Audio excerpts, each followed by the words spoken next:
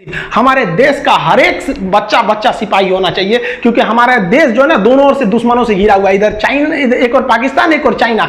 क्योंकि आने वाले समय में जब कभी युद्ध हो तो पूरी दुनिया देखे कि किस तरह भारत का बच्चा बच्चा मारा था चाइना और पाकिस्तान को। लाहौर तक दौड़ा के मारो उसको, वहां बीजिंग तक। कैसे मारिएगा? बनाने आता है? ये रहेगा तब तो मारिएगा। यहाँ पर हम यही चाहते हैं कि हमारे देश का बच्चा बच्चा देश के प्रति सोचे, और जब देश की जरूरत पड़े तो ऐसा नहीं है कि केवल फौजी जाके वहां शहादत देंगे। अपना इतिहास के स्वर्णिम अक्षरों में जब ये बात लिखी जाएगी कि जब पाकिस्तान और चाइना ने एक साथ भारत पर आक्रमण किया था तो भारत की महिलाओं ने घर में बारूद बनाया था और अपने भाइयों को दिया था, माथे पर विजय तिलक लगा के। मां ने बोला था कि सीने पे गोली खा के आना, पीठ पे गोली खाओगे तो तुम्हें मैं बख्शूंगी नहीं, अपना बेटा कहने से इनकार कर दूंगी। आएगा तब ना। क्या इस देश को बचाने की जिम्मेदारी केवल 13 लाख सिपाहियों की है? हमारा कोई फर्ज नहीं बनता है यहाँ पर? आप कहते हैं कि हम आपको भाई ये आप जानिए, आप कुआं के मेढक हैं, आपको नहीं पता है। हम बस यही चाहते हैं कि जब चाइना और पाकिस्तान यहाँ हमला करें तो उनको पता चले कि ससुरा हमको लगता था 13 लाख फौजी है, यहाँ का 130 करोड़ जनता फौजी है। आप भले हमें आतंकवादी कर लीजिए लेकिन मेरा देश आगे रहना चाहिए। तुम सब राम बन जाओ, मैं रावण ही ठीक हूं।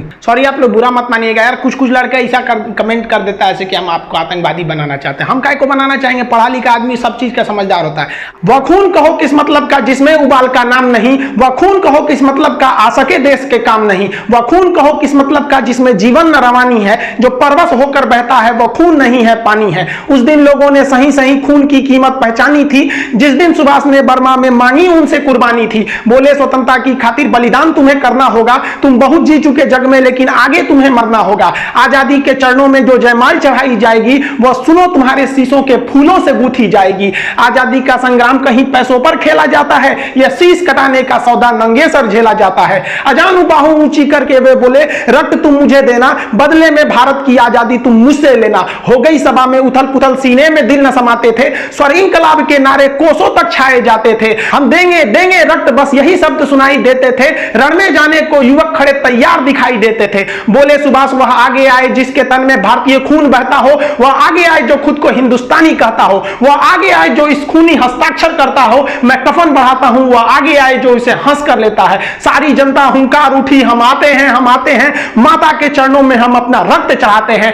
उस दिन देखा साहस से भरे युवक बढ़ते ही जाते थे, चाकू छुरी कटारों से वे अपना रक्त बहाते थे, फिर उस रक्त की स्याही में वे अपनी कलम डुबाते थे और आजादी के परवाने पर हस्ताक्षर करते जाते थे। उस दिन तारों ने देखा हिंदुस्तानी विश्वास नया, जब लिखा भारत के महावीरों ने खून से इतिहास नया।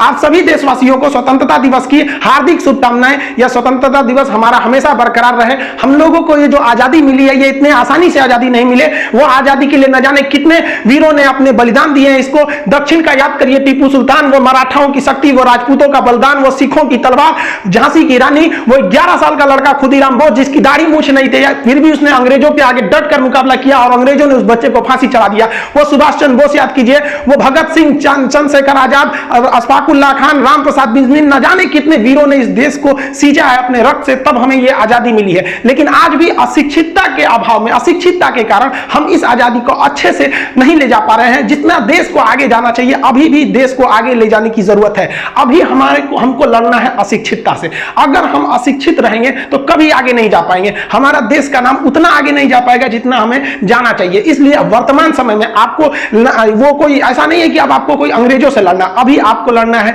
अंधविश्वास से, अभी आपको लड़ना है ऊंच नीच से, अभी आपको लड़ना है क्षेत्रवाद से कि तुम दक्षिण भारत को, हम उत्तर भारत के, तुम बिहारी, हम ये हम वो, मतलब ये सब चीजों से अभी लड़ना है। अभी लड़ना है अंधविश्वास से, जाति धर्म ऊंच नीच, इन सारे चीजों से लड़के हमें एक होना है। और यह जिस दिन हमें लग जाएगा कि नहीं, हिंदुस्तान के हर व्यक्ति के अंदर यह भावना आ जाएगी कि हमने अपने जाति धर्म ये सब बाद में, पहले हम सब एक हिंदुस्तानी है, यह भावना जिस दिन आ जाएगी उस दिन हमें सच्चे मायने में आजादी मिल जाएगी।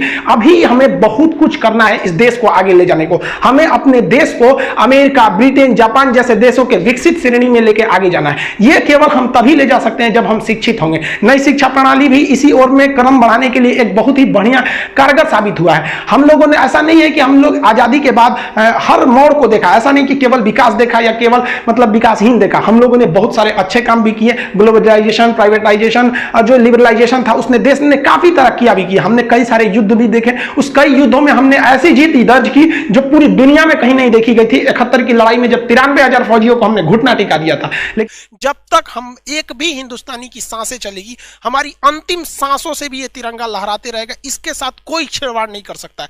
जब तक हिंदुस्तानी हैं, इनकी आखिरी सांसें भी हमारी तिरंगे के लिए रहेंगी। लेकिन ये जो